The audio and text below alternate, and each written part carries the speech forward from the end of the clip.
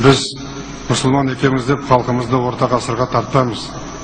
Біз мұсылмандардың болашағын қолдаймыз. Мұсылмандықтың да өзінің тағдыры бар. Біз өзіміз сүнниттер болғаннан кейін өзіміздің жолымыз бар. Барлығын сыйлаймыз, барлығының ой пікірін құрметтейміз. Бірақ та бізді жаңағы арабтардың киімін басымызға жапқызып, қыздарымызды, әйелдерімізді орта ғасырға қарай тартатын біздің жолымыз емес ол.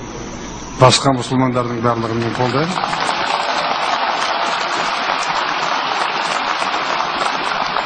Біз қазақпыз, көшпенділерміз. Аттың үстінде жүрген қазақпыз. Аттың үстінде жүрген сарбаздың жанында атқа мініп әйелі де жүретін, қыздары да жүретін. Сондай қазақпыз біз. Естеріңде болсын тарихта.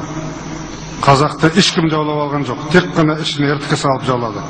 Еш уақытта. Ол баяғыда ханның кезінде, біз Ресейге бағынбай тұрған кезде, әр хан, әр рудан, тайпадан 100 солдат сұрайды екен. Әрқайсысы атқа мінгізіп 100-100-ден солдат жібереді. Сонымен жиналды.